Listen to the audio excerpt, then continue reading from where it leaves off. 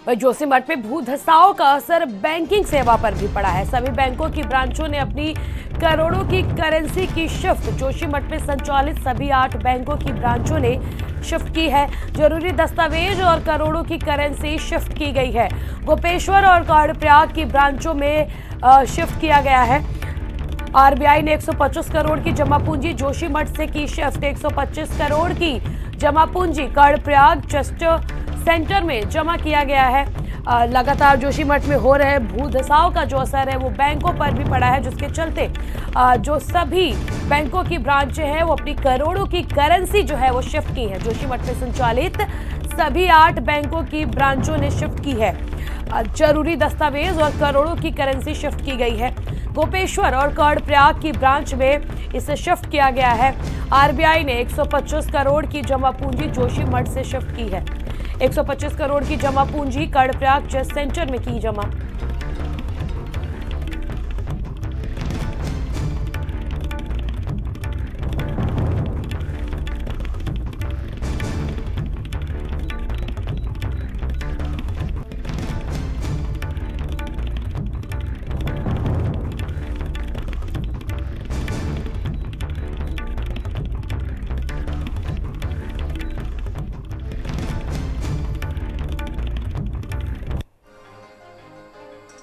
जो हमारा यहाँ पर खजाना है उसको कैसे हम कहाँ शिफ्ट करेंगे, इसके लिए हमने कार्य योजना तैयार की है।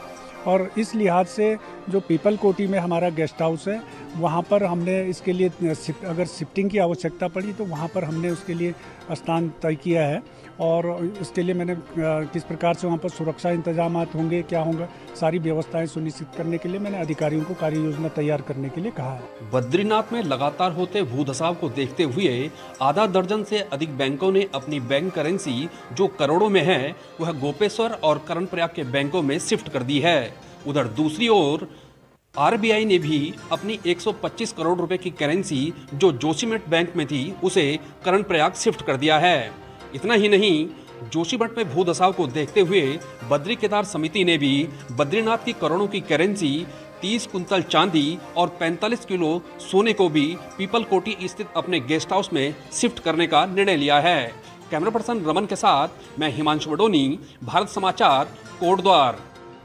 ब्यूरो चीफ पंकज पवार इस खबर पर अधिक जानकारी के लिए हमारे साथ जुड़ चुके। पंकज, देखिए जिस प्रकार की आपदा जोशीमठ में आई है, अब बैंक जो है वहां पर जो 8 बैंक संचालित थे जोशीमठ में, किस प्रकार से वो अपने दस्तावेज और तमाम जो करेंसीज है उसकी शिफ्टिंग कर रहे हैं, आरबीआई उसमें कितना रोल निभा रहा है?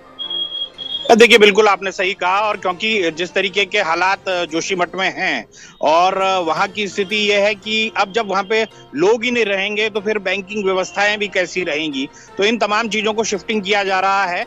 और जिस तरीके से आपने पहले ही बताया कि कई लोगों को शिफ्ट करने की तैयारी की जा रही है। पीपल कोटी में जमीनें भी तय कर ली गई है कि लगभग 2 हेक्टेयर भूमि वहां पे जीएसआई द्वारा उसका तय कर लिया गया है। तो मेरे साथ जो उधर के विधायक हैं बद्रीनाथ के, उनसे मैं बात करता हूं। राजेंद्र भंडारी जी, किस तरह देखते हैं अभी जो तमाम वहां पे व्यवस्थाएं हैं, जिस तरीके से बैंकिंग सेवाएं वहां प्रभावित हुई हैं, लोग प्रभावित हुए हैं, और जिसके साथ पीपल कोटी में भी जमीन देखने की, अन्य जगहों पे भी जमीन देखने की बात हो रही है, किस तरीके से आप देखते हैं? आप लोग संतुष्ट हैं क्या? देखिए, बैंकिंग सेवा अगर जिस मकान पर रहते अगर वो टूट गया तो जो सुरक्षित स्थान है वहां पर वो जा सकते हैं, परंतु ये थोड़ी कि जोशीमठ से हटा दें। जोशीमठ में आजकल लोगों की बैंकों की बहुत जरूरत है। अगर बैंक ही वहां से हट जाएंगे तो फिर लोग अपना कारोबार कैसे कर पाएंगे? बड़ी बात यह है कि सरकार विस्थापन नीति पहले तय तो करे। सरकार करना क्या चाहती है? खाली टप्पेबाजी करना चाहती है, खाली बोलना चाहती है, निर्णय भी लेना चाहती है। सरकार ने अभी तक 20 दिन हो गए, कोई निर्णय तो अभी तक सरकार ने लिया नहीं। जब लोगों ने बोल दिया कि 1 टाइम सेटलमेंट हम चाहते हैं, भूमि के बदले भूमि चाहते हैं, मकान के बदले मकान, होटल के बदले होटल, दुकान के बदले दुकान और जमीन के बदले जमीन, तो सरकार निर्णय लेने में इतनी देरी क्यों कर रही है? हमारे क्षेत्र में बद्रीनाथ में विस्थापन किया जा रहा है, वहाँ 76 लाख रुपए पर नाली दिया जा रहा है। तो जब 76 लाख रुपए पर नाली वहाँ पर दिया जा रहा है तो जोशीमठ में क्यों नहीं दिया जा सकता है? वहाँ भी दिया जाना चाहिए। एक ही विकास खंड में 2 कानून कैसे लागू हो सकते हैं? तो सरकार गुमराह कर रही लोगों को। और बड़ी बात यह है कि एनटीपीसी पर रोक लगाए ना, जिस एनटीपीसी के कारण भूस्खलन हो रहा है, भारी विस्फोट वो कर रही है, जिसके कारण टनल निर्माण के कारण आज ये अव्यवस्था पैदा हो गई है, ये सारी दरारें पड़ गई है। सरकार एनटीपीसी को बचाना क्यों चाहती है? सरकार एनटीपीसी का पक्ष क्यों ले रही है? सरकार एनटीपीसी पे अस्थायी रूप से रोक क्यों नहीं लगा रही है? राजन जी, जिस तरीके से अभी पीपल कोटी की बात हो रही है, क्योंकि आप स्थानीय विधायक हैं, आपको क्या लगता है कि जो पीपल कोटी है या फिर अन्य जगह है, क्या आप सुटेबल होगा? नहीं, चाहे पीपल कोठी है चाहे कोई अन्य जगह है, पहले वहाँ के प्रभावितों की राय तो ले लें कि लोग कहाँ रहना चाहते हैं। सरकार अपनी मर्जी से तय कर देगी क्या? पहले प्रभावितों की राय ले लें, एक कैंप लगा दें, कैंप में लोगों को, प्रभावितों को जाने कि उनकी दिल की इच्छा क्या है, वो कहाँ पर रहना चाहते हैं, वो कहाँ उनके लिए सुटेबल बैठेगा।